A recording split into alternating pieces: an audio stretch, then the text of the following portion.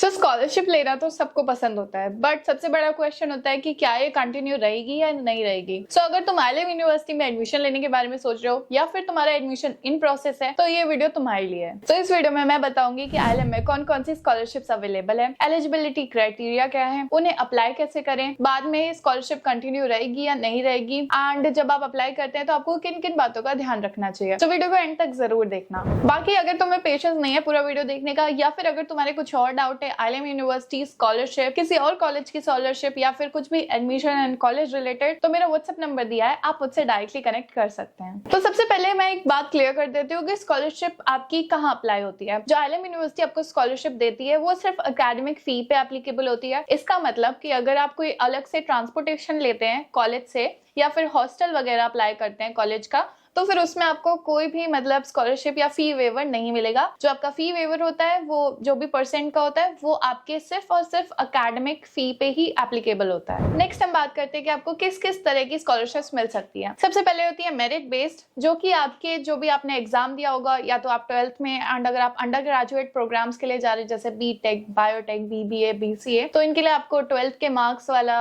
आपको स्कॉलरशिप मिल जाएगा। Like 12th या बोर्ड में जो भी आपके परसेंटेज आए उसके थ्रू आपको स्कॉलरशिप मिल जाएगा। या फिर अगर आप बीटेक में जा रहे हैं तो जेई के थ्रू आपको स्कॉलरशिप मिल जाएगा। सीयूटी में अच्छा परसेंटाइल है तो उसके थ्रू मिल जाएगा। एंड अगर आप लॉ या मैनेजमेंट में जा रहे हैं या फिर पीजी कोर्सेज में जा रहे हैं तो आपका जो भी आपने प्रीवियस अंडर ग्रेजुएट प्रोग्राम करा है उसमें अगर आपका अच्छा स्कोर रहा है तो उसके थ्रू भी स्कॉलरशिप मिल जाती है। एंड लॉ वगैरह के लिए अगर आपने क्लैट वगैरह का एग्जाम दिया है तो उसमें जो भी परसेंट आपका आया होता है उसके थ्रू आपको स्कॉलरशिप मिल जाती है। सो अगर मैं पर्टिकुलरली बीटेक की बात करूं तो आपके अगर बोर्ड्स में पीसीएम में पर्टिकुलरली 96 अबव आते हैं तो आपको 100% तक की स्कॉलरशिप मिल जाती है। आईएलएम यूनिवर्सिटी के ग्रेटर नोएडा कैंपस में, गुड़गांव कैंपस का थोड़ा डिफरेंट सिनेरियो होता है, उधर परसेंटेज हल्की चेंज हो जाती है। आई थिंक उधर 98% पे आपको 100% मिलती है। वहीं अगर हम 50% की बात करें तो 90 अबव आने चाहिए आपके, एंड 30% के लिए आपको 85 या 86 अबव लाने होते हैं पीसीएम में। फिर 20% के लिए आपके 76 अबव होने चाहिए एंड 10% के लिए 65 अबव। वहीं जेई में ये स्कोरिंग डिफरेंट हो जाती है। जेई में अगर आपके 96 अबव परसेंटाइल है तो 100% स्कॉलरशिप लग जाती है, मतलब आपको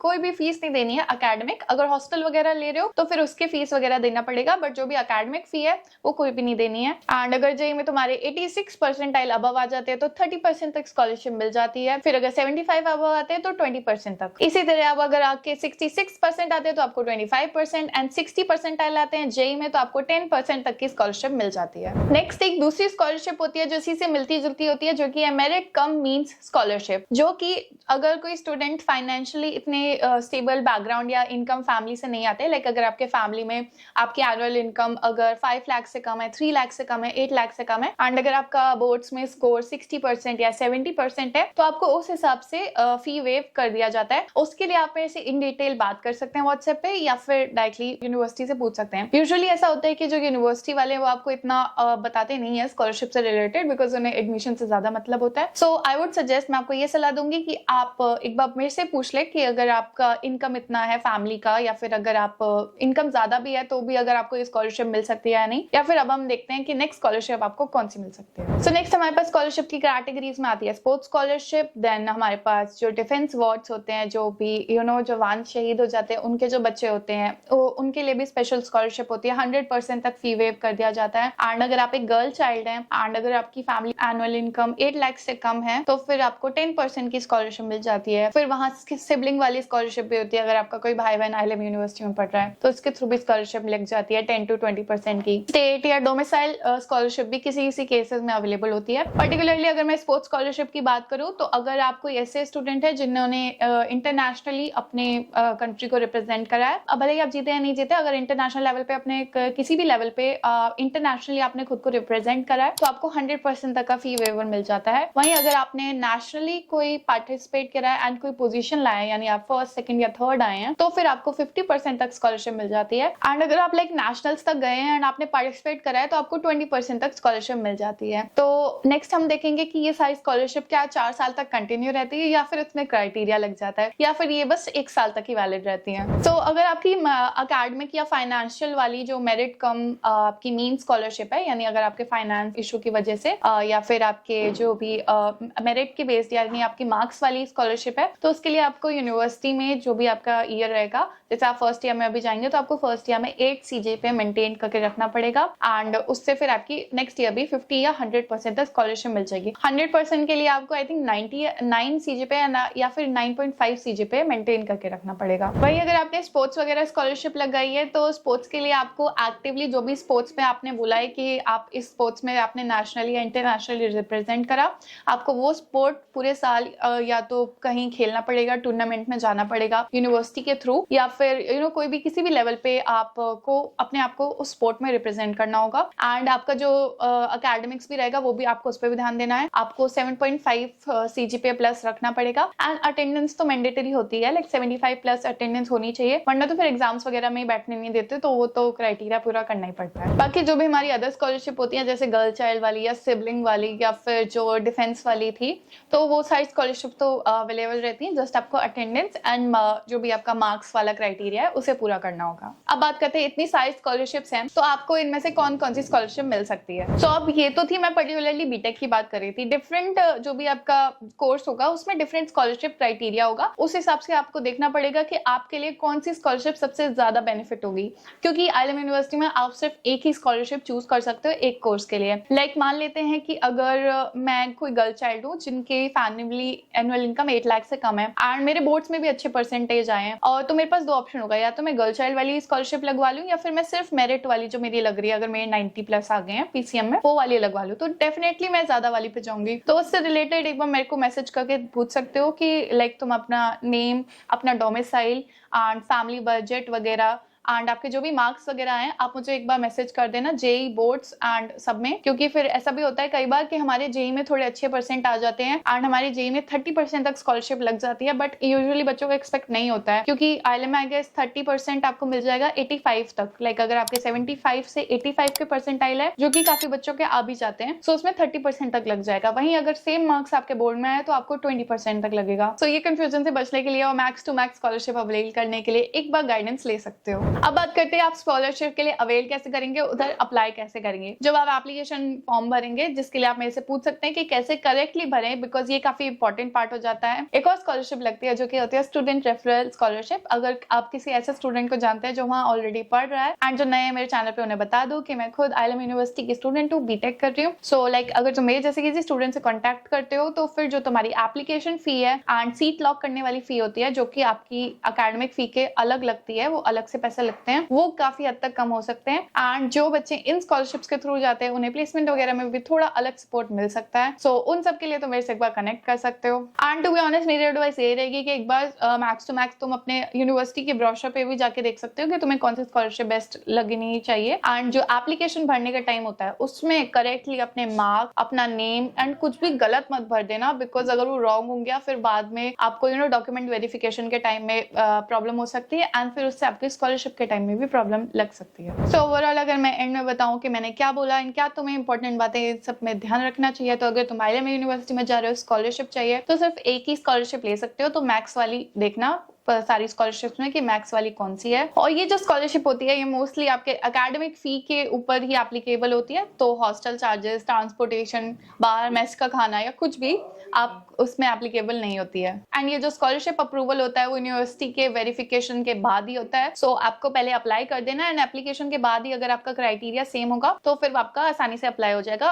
यूजुअली इसमें कोई दिक्कत नहीं आती है वेरिफिकेशन में, अगर आपने सही सही डिटेल भरी है। मतलब हो सकता है कुछ स्टूडेंट्स ने ऐसा बोल दिया हो कि मेरे बोर्ड्स में 85 आए हैं जबकि उनके 84 हो, और ये सारी जो स्कॉलरशिप्स होती हैं ये एप्लीकेबल होती हैं सिर्फ और सिर्फ यूनिवर्सिटी के वेरिफिकेशन के बाद से, कि वो चेक करते हैं कि आपने जो डिटेल्स बताई हैं, इनकम, मार्कशीट या जो भी आपने स्कोर कार्ड सबमिट करा वो वैलिड है या नहीं एंड वो सही है या नहीं, एंड उस हिसाब से स्कॉलरशिप मिल जाती है। यूजुअली इसमें कोई ज्यादा दिक्कत नहीं आती अगर आपने सच सच बताया है कि मेरे सच में इतने ही परसेंटाइल है, या फिर जो भी आपने एग्जाम दिया उसमें सच में आपके इतने ही मार्क्स है, तो इतनी कोई दिक्कत नहीं आती है। एंड सबसे इंपॉर्टेंट चीज कि ये जो यूनिवर्सिटी के वेरिफिकेशन लॉज वगैरह होते हैं ये चेंज होते रहते हैं, खासकर अगर आप किसी पर्टिकुलर उसमें जा रहे हैं कैंपस में, लाइक ग्रेटर नोएडा में डिफरेंट होते हैं एंड गुड़गांव वाले कैंपस में डिफरेंट। तो एक बार अपने जो भी लेटेस्ट आप जिस ईयर में जा रहे हैं उससे एक बार अप टू डेट होना काफी जरूरी है। एंड करेंटली आप चेक कर सकते हैं आपका इस ईयर में क्या सीन है, मतलब मेरिट का एंड खासकर दूसरी स्कॉलरशिप्स का। तो चलिए अब बात करते हैं कॉमन फ्रीक्वेंटली आस्क्ड क्वेश्चन की, जो भी डाउट होते हैं यूजुअली बच्चों के मन में होते हैं। तो सबसे पहले बात करते हैं फर्स्ट क्वेश्चन की कि क्या ये सेकंड ईयर में भी एप्लीकेबल होगी।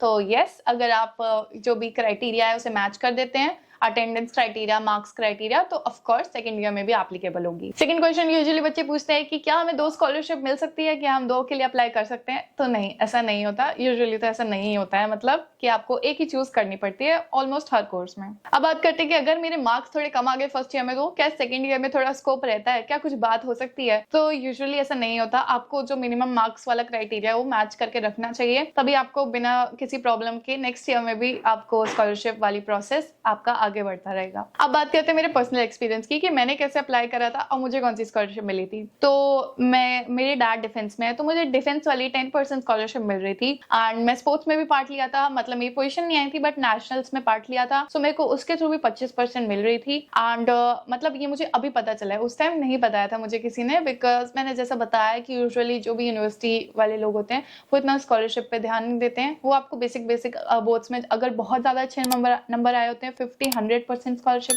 लाइक 50 या 100% स्कॉलरशिप लग रही होती है, तो वो आपको बता देते हैं इजीली। उसके नीचे वाली उनको इतना याद, या मैं कुछ भी कहूँ तो मतलब इतना ध्यान नहीं देते, तो इसलिए प्लीज एक बार पूछ लेना। फिर आपकी लगती है जेई की बेसिस पे। मेरी जेई में 80 परसेंटाइल के अराउंड थी, सो मेरी 30% वहां से लग सकती थी। एंड मेरे बोर्ड्स में 84 थे पीसीएम में, तो मेरे को 20% वहां पे लग सकती थी। तो जो मेरी 10% वाली डिफेंस स्कॉलरशिप थी वो तो डेफिनेटली मैं नहीं अप्लाई करूंगी। स्पोर्ट्स वाली का मुझे आइडिया नहीं था, लाइक मुझे इतना पता था स्पोर्ट्स में मिल जाती है, बट 25 तक मिल जाती है सिर्फ पार्टिसिपेशन पे, तो वो मुझे आइडिया नहीं था।